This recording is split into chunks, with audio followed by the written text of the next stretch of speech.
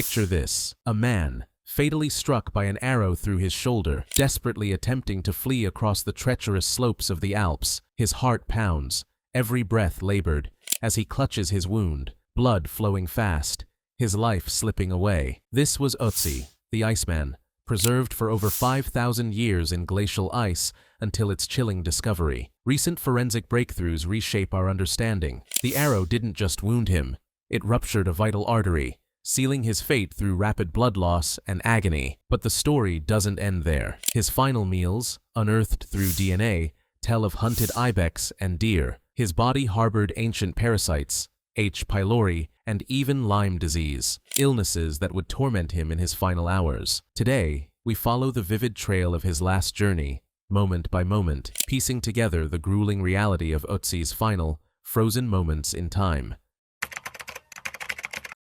In September of 1991, two German hikers, Helmut and Erika Simon, were making their way through the Ötztal Alps on the border between Austria and Italy. At an elevation of more than 3,200 meters, they stumbled across what appeared at first to be the body of a mountaineer. The corpse lay face down, its torso and head emerging from the melting ice. Believing it to be the remains of a modern climber who had perished only decades earlier, they alerted local authorities. Rescue teams arrived soon after, but the extraction process was anything but careful. With little expectation of scientific value, workers hacked at the surrounding ice with pickaxes, even damaging the mummy's hip in the process. Only later did researchers realize that this was not a modern mountaineer at all, but a natural mummy preserved in the glacier for over 5 millennia. The discovery of what came to be known as Ötzi the Iceman quickly captured international attention. Here was a human body older than the pyramids of Giza, preserved with skin,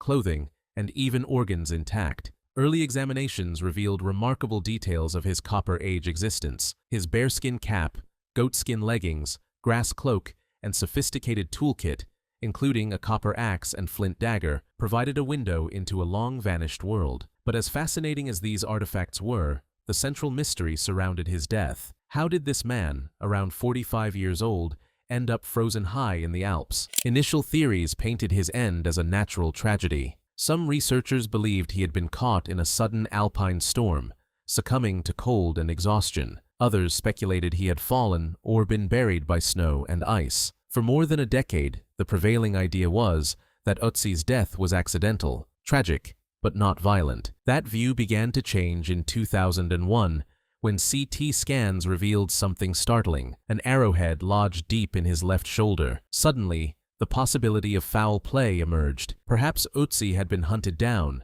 perhaps even assassinated, yet the details remained murky. Was the arrow wound instantly fatal? Did he collapse immediately, or could he have lingered, bleeding out over hours? These were the questions that would drive decades of forensic investigation, as each new generation of imaging technology peeled back another layer of his story.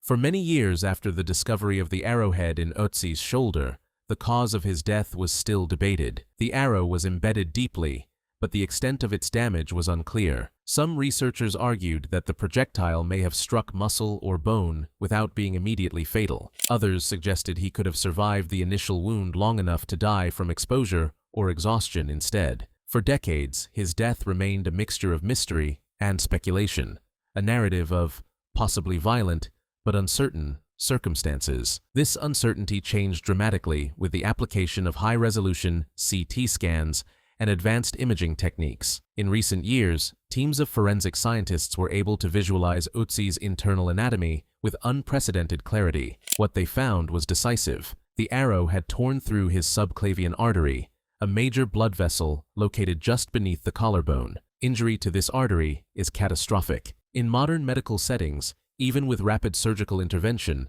survival is rare. In the remote highlands of the Copper Age, it would have been hopeless. The new imaging showed that Ötzi's death was not drawn out over many hours. Instead, he would have bled out within minutes, likely less than half an hour after being struck. The implications of this finding were significant. First, it overturned earlier notions of a slow death from exposure. Ötzi's demise was not the result of bad weather or misfortune, it was a targeted killing. Second, it revealed that his final moments were marked by panic and helplessness. A strike to the subclavian artery would have caused rapid blood loss, sudden weakness, and collapse. he likely lost consciousness quickly. This was no accidental passing.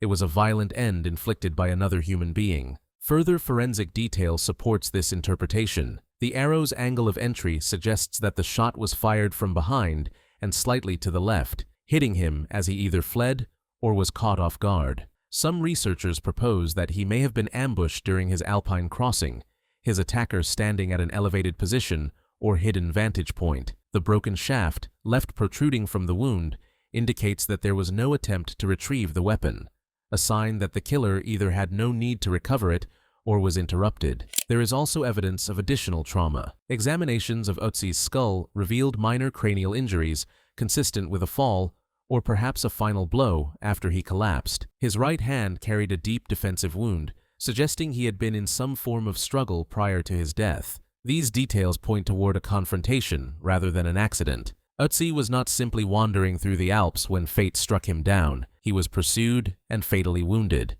Together, these forensic breakthroughs reshape the narrative. The Iceman's death was neither a peaceful passing in sleep nor a slow fading from hunger and cold. Instead, he was hunted, shot, and left to die high in the mountains. His body, sealed by the ice, would remain there for over 5,000 years, preserving not only the physical evidence of his killing, but also a silent testimony to human conflict in the Copper Age. While the arrow wound explains how Ötzi died, the remarkable preservation of his body has revealed an extraordinary amount about how he lived and the burdens he carried during his final years. His stomach, intestines, teeth, and even blood vessels survived the passage of more than 5 millennia, providing scientists with an unprecedented opportunity to study the health of a single Copper Age individual in microscopic detail. What they discovered paints a picture of a man whose life was far from easy. One of the most striking insights came from the examination of his digestive tract. For years, researchers were puzzled by the difficulty in locating Ötzi's stomach, which had shifted upwards after death due to the mummification process. Once it was identified, scientists were able to analyze the preserved contents with both microscopic and genetic techniques. The findings revealed his last meal: chunks of ibex and red deer meat, grains likely from einkorn wheat, and traces of charcoal. The presence of charcoal suggested that his food had been cooked over an open fire, and the fatty tissues from ibex meat indicated he consumed a high-energy diet suitable for long treks in cold, alpine conditions. That meal appears to have been eaten just hours before his death, meaning he likely embarked on his final journey with a full stomach. But beyond diet, the condition of his body showed that Ötzi lived with numerous health problems. DNA analysis revealed infection with Helicobacter pylori, the bacterium responsible for stomach ulcers and chronic gastritis. If the strain he carried was virulent, it could have caused him severe abdominal pain during his life. In addition, his intestines carried the eggs of whipworm parasites, a common burden in pre-modern populations, which would have contributed to digestive distress and malnutrition. Even more striking, tissue studies identified traces of Borrelia burgdorferi, the bacterium responsible for Lyme disease. This makes Ötzi the oldest known human case of Lyme infection, suggesting that tick-borne diseases have afflicted humans for thousands of years. His skeletal remains added further evidence of chronic suffering. CT scans of his joints showed signs of arthritis, particularly in his knees, hips, and lower back, conditions that would have caused pain and limited mobility. His teeth were worn down, with cavities and gum disease, likely caused by a carbohydrate-rich diet combined with poor oral hygiene. He also showed signs of hardened arteries, indicating cardiovascular disease. Remarkable for someone who lived in a world without modern processed foods, but consistent with the heavy physical demands of his lifestyle and possibly genetic predisposition. All of these findings suggest that Ötzi, though still relatively young by modern standards at about 45 years old, was already living with the cumulative toll of age, environment, and disease. He was no idealized warrior striding through the Alps in peak condition. Rather, he was a man shaped by hardship, carrying infections, joint pain, and perhaps recurring stomach ailments. When combined with the evidence of violent conflict, the image that emerges is of a man both physically vulnerable and caught up in the dangers of his time. His preserved body offers a rare glimpse into the reality of life in the Copper Age, a world where disease, parasites, and chronic pain were everyday companions. In this way, Ötzi serves not only as a forensic case study, but also as a human reminder of the struggles that defined prehistoric existence.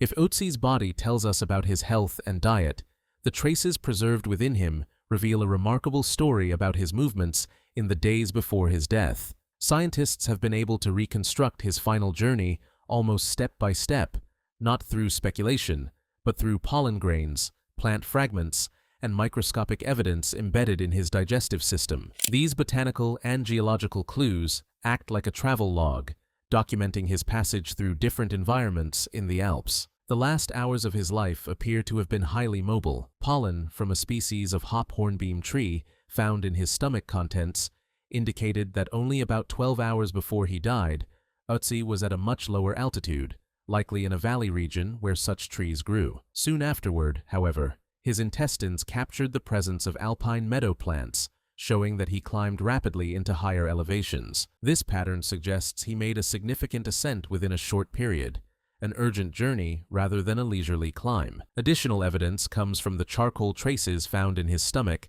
alongside his last meal. These indicate he had access to a fire, likely in a sheltered environment at lower altitude, before pushing upward into harsher terrain. His decision to climb may have been driven by necessity, fleeing enemies, seeking safety, or traveling toward a specific destination. The sudden change in altitude combined with the presence of cooked food strongly suggests that Ötzi was not simply wandering. He was moving with purpose in the hours before his death. His equipment adds further weight to this reconstruction. He carried a full kit, a copper axe, flint knife, arrows, some unfinished, and a quiver. He also had a grass cloak, leather clothing, and shoes stuffed with grass for insulation. This was not the gear of a man on a casual trip into the mountains.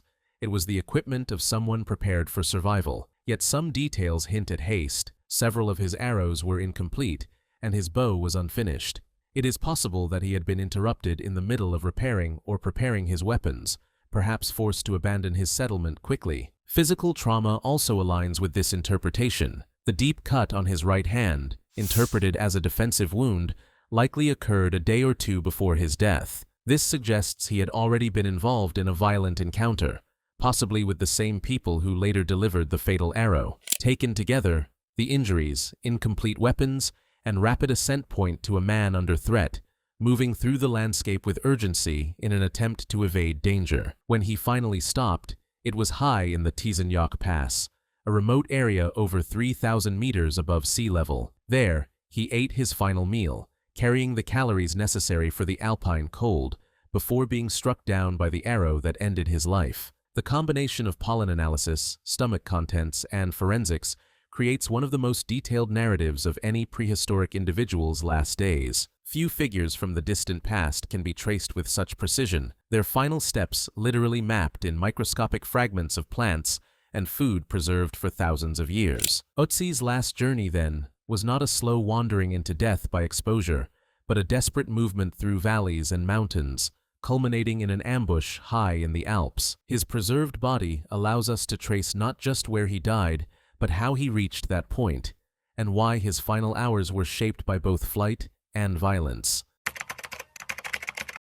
When Ötzi's body was first lifted from the ice in 1991, no one could have imagined just how transformative his discovery would be for archaeology, anthropology, and even medicine. At first, he was treated as a curiosity, a remarkably preserved prehistoric man, complete with clothing and tools. But over the past 3 decades, he has become far more than a frozen relic. Ötzi has become one of the most studied human remains in history, a reference point for what modern science can reveal about the deep past. The importance of Ötzi lies not only in his extraordinary preservation, but also in the sheer variety of technologies applied to him. Each new decade has brought methods that earlier researchers could not have dreamed of. Initial X-rays gave way to CT scans, allowing forensic specialists to look inside his body without causing damage. DNA sequencing provided insights into his ancestry, health conditions, and even the bacteria that lived inside him. Stable isotope analysis traced his diet and movements across the landscape. Proteomics and microbiome research have opened entirely new windows